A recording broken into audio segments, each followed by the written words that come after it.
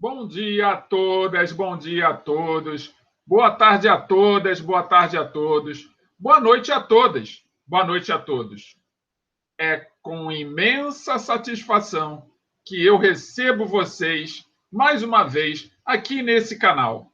Esse canal em que nós temos um encontro marcado todas as semanas. Pois muito bem. Então vamos aproveitar esse momento, esse nosso reencontro, para dar o nosso melhor, para fazer com que este momento seja bastante promissor, que faça com que cada um de nós, ao chegarmos aqui de um jeito, saiamos melhor. Esse é o objetivo. Todas as vezes que a aula começa, ela começa de um jeito, mas precisa terminar melhor do que começou. E para que isso aconteça, eu conto com vocês que estão aqui todas as semanas, nos acompanhando do início ao final da aula. Porque a aula sem vocês, ela não faz sentido algum. Então, muito bem-vindas, muito bem-vindas. Meus agradecimentos por todo o esforço, por toda a dedicação e por toda a persistência. A cada um de vocês que nos assistem, ou por estarem matriculados em uma de minhas turmas, ou por estarem aí no YouTube, terem descoberto esse canal e estarem nos acompanhando. Então, sejam todos muito bem-vindos, muito obrigado pela presença. E hoje a gente vai tratar de um assunto que ele é um recorte dentro do assunto que nós viemos discutindo ao longo das últimas semanas. Mas antes de partir para esta temática, quero falar uma coisa diretamente para você, que está aí sentado e sentada, me observando e me olhando, me ouvindo, melhor dizendo. Sabe o que é? Já está preparado? Já está preparada? Já pegaram o material? É isso que eu queria dizer para vocês. Porque a aula não começa se vocês não estiverem preparados e preparadas. Peguem o material de vocês, e exatamente. Caderno e caneta na mão, lápis, borracha, régua, o que vocês acharem que é importante estar à sua disposição. Aí lembrem-se, água também faz parte do seu material de trabalho. Para fazer a tua mente funcionar perfeitamente, você precisa estar bem hidratado, bem hidratado. Eu não consigo ficar sem a minha água. E vocês também não devem ficar. Então, já que estamos todos agora de acordo, todos com a sua água, com o seu material, já preencheram aí os dados da aula de hoje? Isso, precisa colocar a data de hoje. Coloque a data de hoje. Muito bem. Agora coloque o nome da disciplina. A nossa disciplina é Sociologia, exatamente. Agora, anotem o nome do professor que está aí na tela. Sim, agora podemos começar. Então, como eu vinha dizendo antes, a aula de hoje é um recorte de algo que a gente está discutindo ao longo das últimas semanas. Questões de democracia, cidadania. Por que um recorte, professor? Porque eu não vou falar do assunto como um todo, de forma profunda, detalhada. Até porque o assunto, como vocês já devem ter visto aí ao lado, que é direitos humanos, ele tem uma abrangência enorme. Então, eu não vou me ater a essa abrangência enorme. Eu vou me ater a um detalhe, a uma parte, a uma parcela sobre esse assunto. E essa parcela chama-se Programa Nacional de Direitos Humanos. O que é isso, professor? Programa Nacional de Direitos Humanos. Bem, ao longo da aula, nós vamos descobrir. Mas, importante, esse Programa Nacional de Direitos Humanos está em funcionamento aqui no nosso país. Exatamente. Mas calma, nós vamos, ao longo da aula, discutindo passo a passo como é que isso aconteceu ao longo dos anos. Porque eu fiz uma apresentação, e vocês já vão ver, que ela teve o cuidado de pegar ano a ano, mostrando qual foi o avanço desse programa. Então, antes de falarmos sobre o programa como um todo, nós vamos falar sobre ele em parte. Então, vamos lá. sem mais delongas, como diria o meu pai, sem mais demora, vem comigo.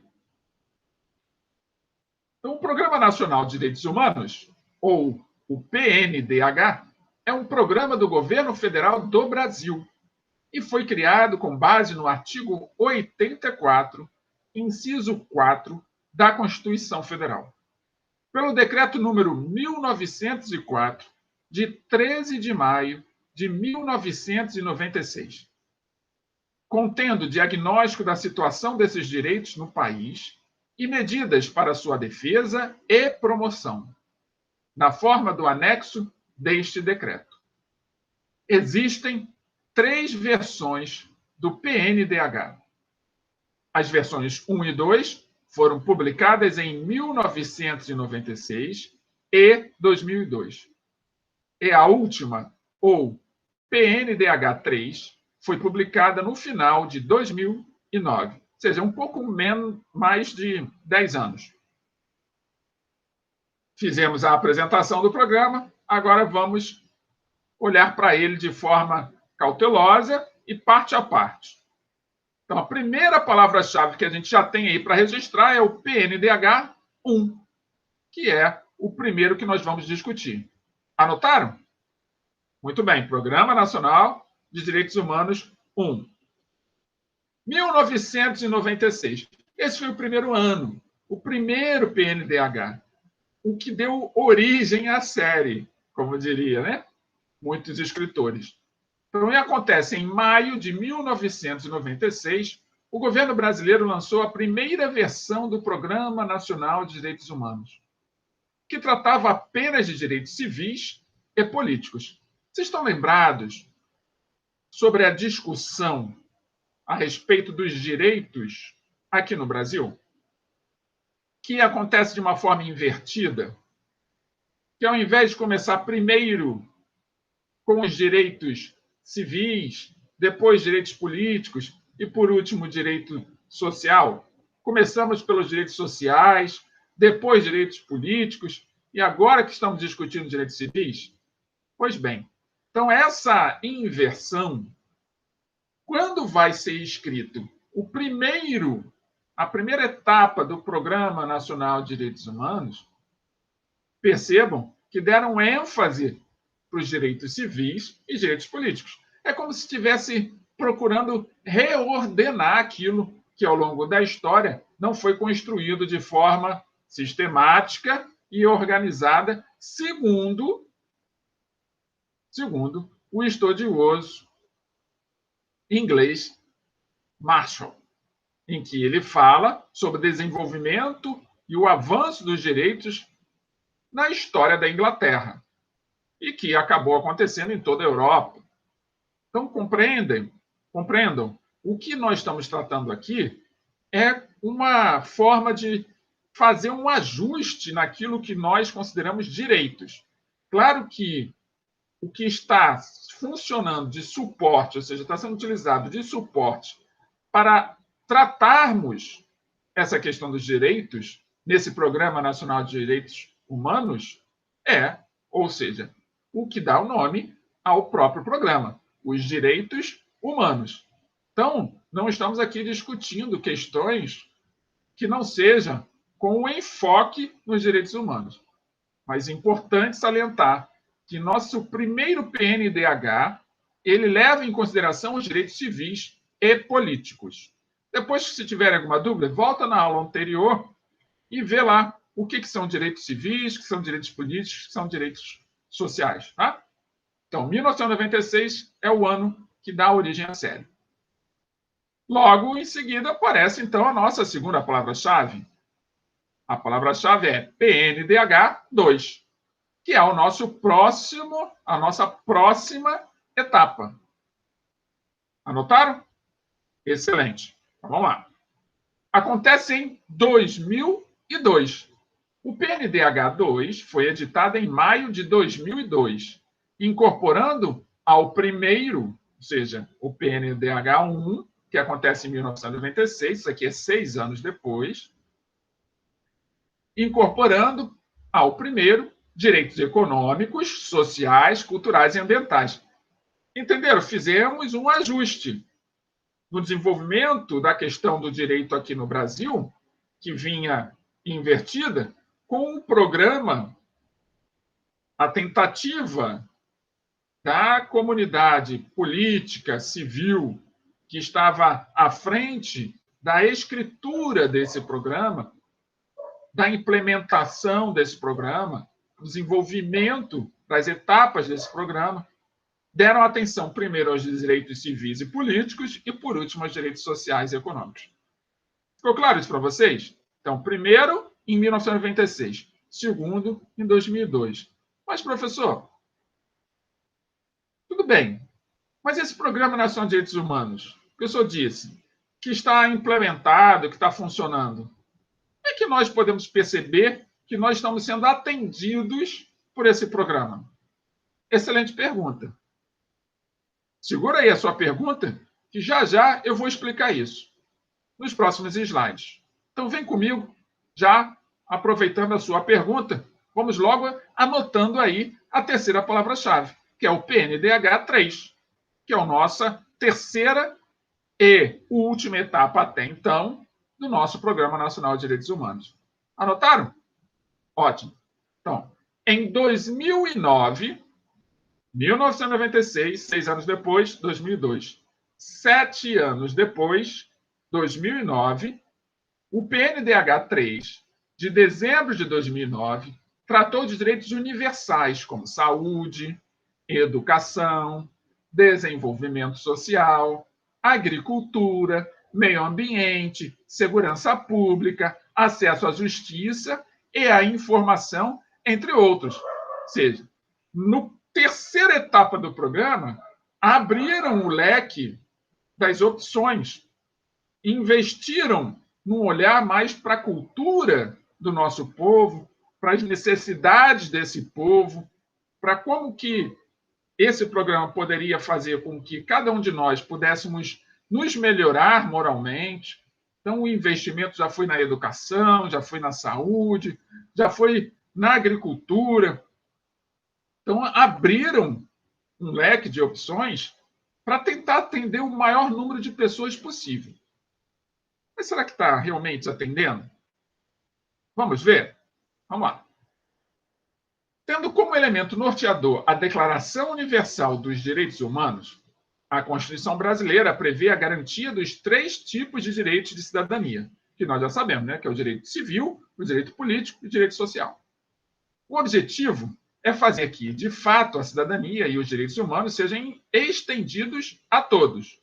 Dessa forma, nós teremos uma sociedade mais próspera, mais evoluída, em melhores condições ou até em melhores qualidades de vida. Tá? Então, em 1993, uma convenção realizada em Viena orientou que os Estados-membros das Nações Unidas constituíssem objetivamente programas nacionais de direitos humanos. Então, a elaboração desse programa em 3 etapas, como nós podemos ver, não foi uma ideia que nasce no interior do nosso país e aí é jogada para o mundo. Ela veio de fora para dentro como uma sugestão para todos os países que fazem parte da Organização das Nações Unidas. Então, o Brasil foi um dos primeiros países a promover essa formulação. Que interessante, né? Então, tanta coisa que se fala em relação a direitos e a direitos humanos aqui no Brasil, mas o Brasil foi o primeiro a formular esse documento em comparação com outros países do mundo. O que será que aconteceu ao longo desses anos que foi fazendo com que algumas coisas se emperrassem? Então, no ano de 1996, a primeira versão do programa foi feita. Na segunda versão, os direitos econômicos e sociais foram inclusos, tais como o direito à moradia e à alimentação. Percebam, estou apresentando para vocês um caso específico de uma preparação de um documento que norteie a solução de muitos problemas que atingem grande parte da população brasileira. Talvez vocês não estejam percebendo o alcance desse programa. Talvez vocês não estejam sendo afetados por esse programa, mas o importante é saber que existe algo que nos norteia. Então, por mais que seja difícil em alguns momentos entendermos por que vivemos diante de determinadas injustiças sociais, como a gente costuma chamar, essas injustiças sociais fazem parte do processo de implementação de uma série de medidas que ainda estão engatinhando. Por quê? Lembra quando eu falei de cidadania? Ser cidadão não é apenas aquele que elege alguém e fica esperando que as coisas ocorram. Ser cidadão precisa estar em movimento, tem que ser ativo, tem que participar das resoluções que fazem parte do desenvolvimento do país. Mesmo que sejam coisas pequenas, dentro da sua realidade doméstica, elas são importantes, porque a partir do momento que você internaliza valores humanos de respeito, de dignidade, por exemplo, você começa a entender que você, atrás de cada direito que você reivindique, você também tem um dever ou mais deveres para fazer jus a esse direito. Então, cada um tem que trabalhar para melhorar-se, para melhorar o ambiente que está ao redor. Senão, não adianta ter vários regulamentos, vários programas, vários documentos que norteiem, que dê, pelo menos através das palavras, a noção de que estão tentando resolver os problemas do país. Não adianta escrever leis. Percebam? Porque se as leis forem escritas e você não der a mínima para elas, elas perdem valor. Se nós não percebermos que as leis foram feitas para regularem as nossas condutas, para nos ajudar, nos auxiliar a ter condutas melhores que vão levar o país a um lugar melhor do que ele está, não adianta nada. É claro que nesse momento vocês devem estar falando assim, mas professor, o senhor deve estar de brincadeira. Porque o que se mais fala nesse país é de corrupção. Então, como é que eu vou acreditar que esse país vai melhorar, professor? Existe muita corrupção no país.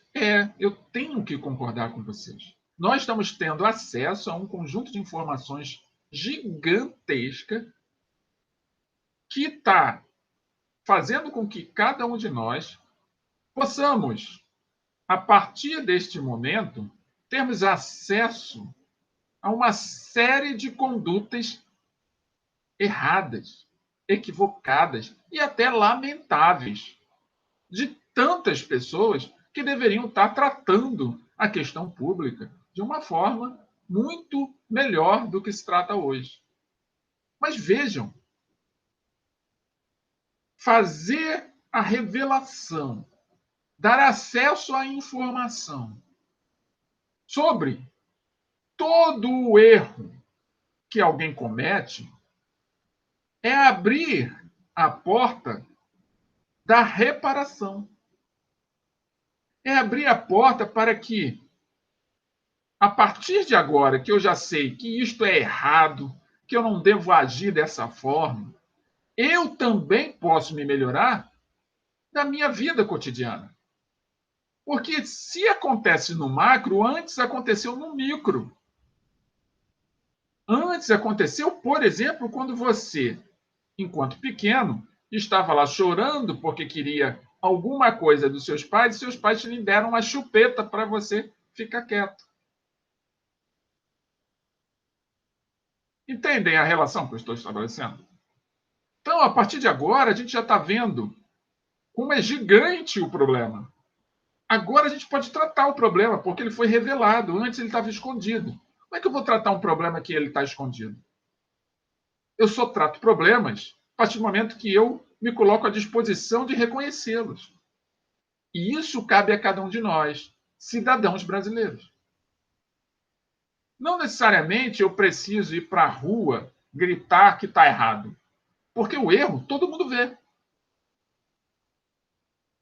Porque as formas de comunicação que nós temos hoje, elas nos disponibilizam uma série de mídias que nos orientam, que nos apresentam os erros.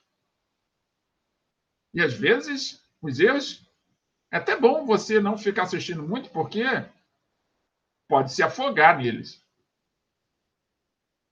Agora, você tem que olhar para dentro de si, cada um de nós temos que olhar para dentro de nós mesmos e ver qual é a parte desse erro gigantesco que eu cometo na minha vida pessoal. Será que é só o político A ou B, o empresário A ou B, que comete delitos? Será que os delitos só são esses gigantes? Eles já nasceram gigantes? Será que uma vista grossa, em algum momento, como dizem, não já foi feita em nossas vidas pessoais e nós acabamos também nos desviando em algum momento? É isso que a gente precisa parar para pensar, e esse é o momento ideal para a gente parar para pensar. O momento ideal. E é para isso que a gente está aqui estudando. A gente está aqui estudando para que a gente possa coletar o maior número de informações, que a gente possa conhecer e reconhecer através dos teóricos, sociólogos, filósofos, historiadores, esses cientistas que estudam o comportamento humano, para compreender um pouco mais sobre as condições que nos são apresentadas. E a partir da compreensão de como que todo o processo foi construído, a gente pode olhar para dentro de si e começar a falar, caramba, eu fazia isso, fazia aquilo outro, agora não vou fazer mais. E aí a gente começa a modificar a história do país. Lembrando que nós ficamos mais de 2 séculos nesse país sendo escravocratas, em que a liberdade, o direito civil não existia. Isso não faz muito tempo. Então é por aí, tá? Então, estou falando isso para vocês aqui, para você que está sentada aí, nesse momento, nos ouvindo, para que vocês possam refletir sobre isso. Então, vamos ver como é que foi construído esse programa, agora na terceira etapa, em 2009? Então, me siga. Aqui está a capa do documento. Daqui a pouco, no próximo slide, eu vou falar para vocês o endereço eletrônico, o site onde vocês podem baixar o documento e ler, por curiosidade, ler esse documento chamado PNDH3, em que ele diz: as propostas ou temas de debate sugeridos pelos planos nacionais de direitos humanos não têm valor de lei. Não são leis, são sugestões. Para ser aplicadas, suas propostas precisam antes ser discutidas no Congresso Nacional, para virar lei. Se aprovadas por este, podem se tornar leis.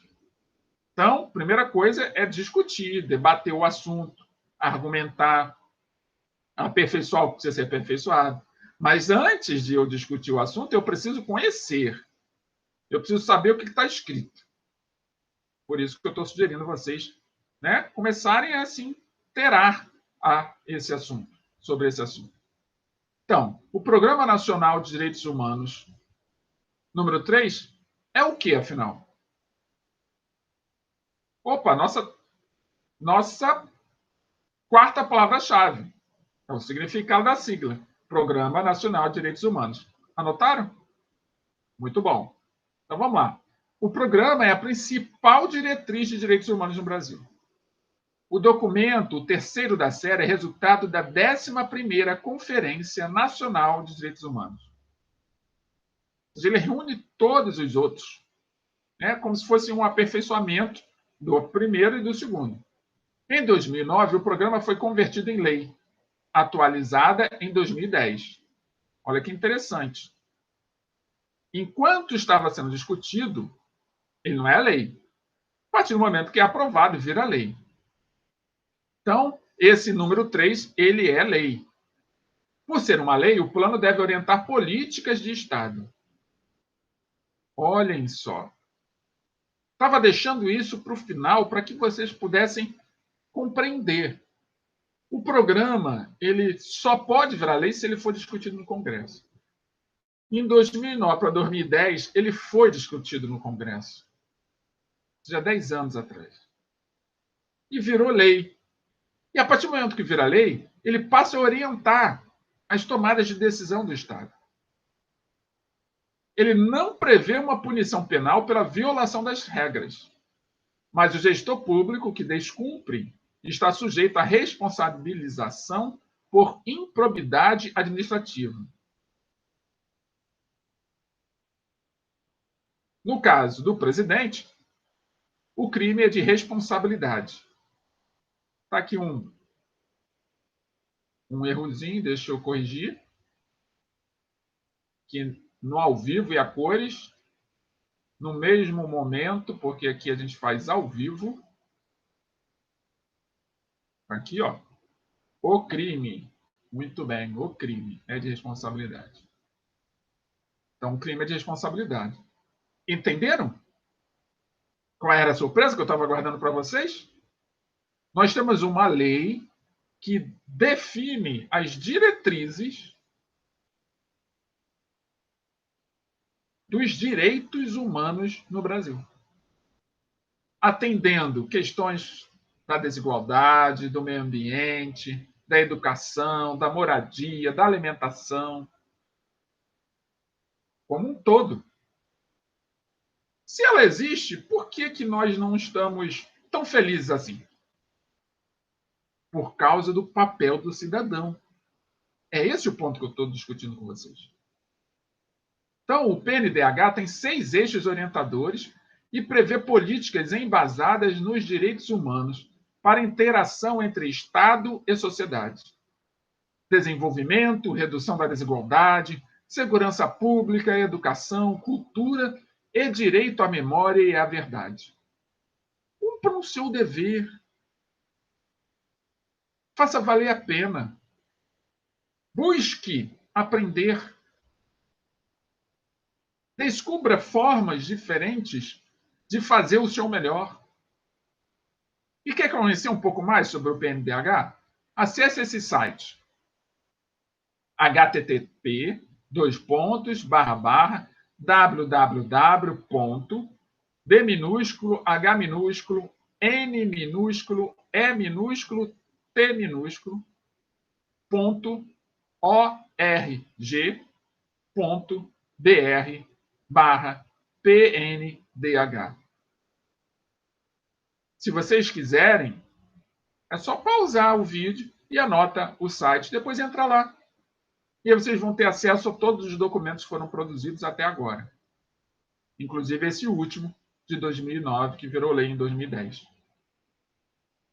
Investiguem, busquem informação a respeito do Programa Nacional de Direitos Humanos. E vocês vão compreender que algumas coisas vocês até são atendidos, que estão aí na escola pública. Mas a gente ainda tem muita coisa para melhorar. Isso depende de cada um de nós. Por exemplo, a gente fala de saneamento, a gente fala de saúde. Mas quando você sai da sua casa e o cachorro estourou o seu saco de lixo que você colocou para fora, e o lixeiro não passou, o que você faz? Me responde aí no comentário. O que você faz quando você sai da sua casa para ir a algum outro lugar e você deixou o saco de lixo na esquina da tua casa? O cachorro foi lá, rasgou esse saco, espalhou o seu lixo, na esquina da sua casa. E o lixeiro não passou. Os garis da prefeitura não passaram. O que você faz? Escreve aí no comentário. Ficarei muito feliz em receber o seu comentário a respeito dessa pergunta. E aí a gente vai poder dialogar. Compreende? Então vem comigo. Chegamos ao final da nossa aula. Mas antes do final da nossa aula, compreenderam Conseguiram acompanhar a aula até aqui? Ficou clara essas ideias? Existe um Programa Nacional de Direitos Humanos no Brasil, que por mais que a gente se sinta injustiçado em alguns momentos, a injustiça está pela ignorância. Quanto menos ignorantes nós formos, mais perto da justiça nós estamos.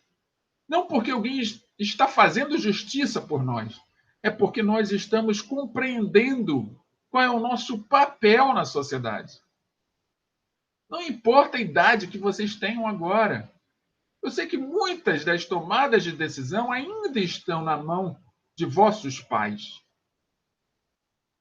Mas não esperem se tornar adultos para compreender essas tomadas de decisão, para compreender como se faz escolhas melhores. E você? Você mesmo, que já é adulto e que está aqui nos acompanhando, porque gosta de sociologia. Pense a respeito.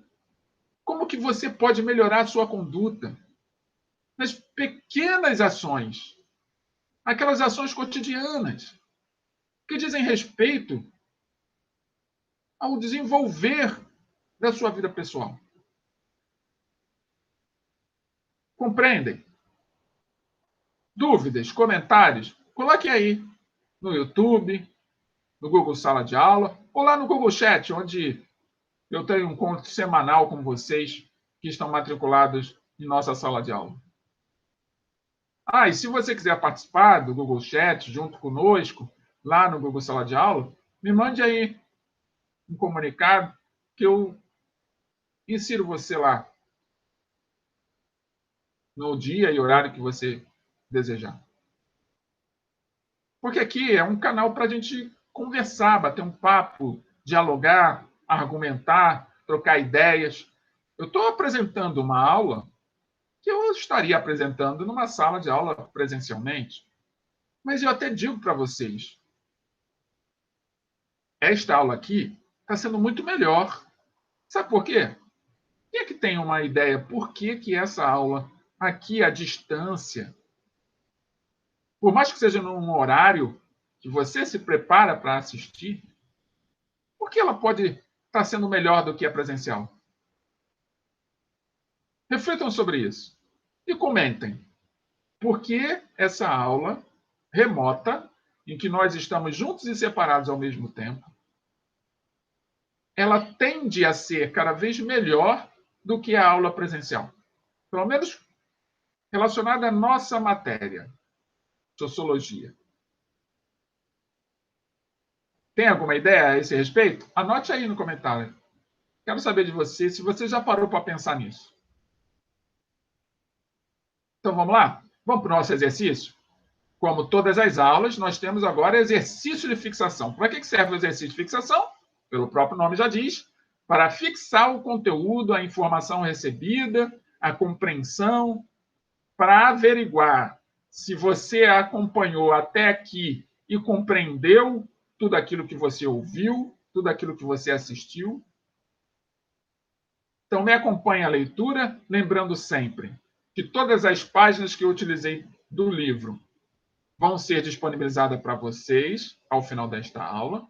E caso você não participe de nenhuma das turmas ao qual eu dou aula, está nos acompanhando pelo YouTube e desejar uma dessas páginas para também fazer o seu acompanhamento, é só requerer lá no comentário e a gente dialoga e eu envio para vocês.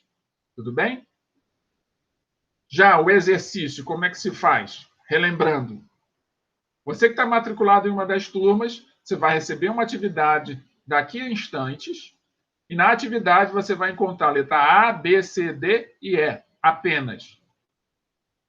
Aqui, você que chegou até aqui, vai acompanhar a leitura, vai refletir sobre a pergunta, vai responder e vai anotar aí no seu caderno a resposta que você considera correta, e quando chegar a atividade, você vai lá e anota a resposta que você considera correta lá na atividade que você receber. Caso você esteja nos acompanhando pelo YouTube, é só colocar lá no comentário qual é a resposta da atividade e a gente vai poder comentar se está correta ou incorreta e dialogar a respeito. Tudo bem? Então vem comigo, vamos à leitura. A Declaração Universal dos Direitos Humanos, adotada e proclamada pela Assembleia Geral da ONU na Resolução 217-A, de 10 de dezembro de 1948, foi um acontecimento histórico de grande relevância. Ao afirmar pela primeira vez em escala planetária o papel dos direitos humanos na convivência coletiva, pode ser considerada um evento inaugural de uma nova concepção de vida internacional. Está escrito em Laffer, C. Declaração Universal dos Direitos Humanos de 1948. Pergunta. A declaração citada no texto introduziu uma nova concepção das relações internacionais, ao possibilitar letra A, superação da soberania estatal. Letra B, defesa dos grupos vulneráveis. Letra C, redução da truculência belicista. Letra D, impunidade dos atos criminosos. E letra E, inibição dos choques civilizacionais. Enrolou a língua. Inibição dos choques civilizacionais. Muito bem, agora saiu. Muito bem. Então, você escolhe aí, analise a pergunta direitinho, escolha se vai ser letra A, letra B, letra C, letra D ou letra E, a opção correta. Então, como todas as aulas, chegamos ao final com uma mensagem. E a mensagem que eu trago para vocês hoje é de um filósofo grego, cujo nome é Platão. Vocês provavelmente já devem ter ouvido falar dele. Então, o que o Platão traz para nós no dia de hoje, para que a gente possa refletir um pouco sobre a nossa vida cotidiana, sobre as questões que nós passamos em nossa vida? Ele diz o seguinte: não espere por uma crise para descobrir o que é importante em sua vida. Vou repetir o que o Platão disse. Não espere por uma crise para descobrir o que é importante em sua vida. Assim, com a mensagem de Platão, chegamos ao final de nossa aula de Sociologia. Se quiserem comentar a mensagem dele, é só escrever o que vocês acham sobre essa mensagem. E com a convicção de que nós nos reencontraremos na próxima semana, neste mesmo horário, nesse mesmo canal, com mais uma aula de Sociologia. Então, um beijo no coração de cada um de vocês e nos vemos na próxima semana.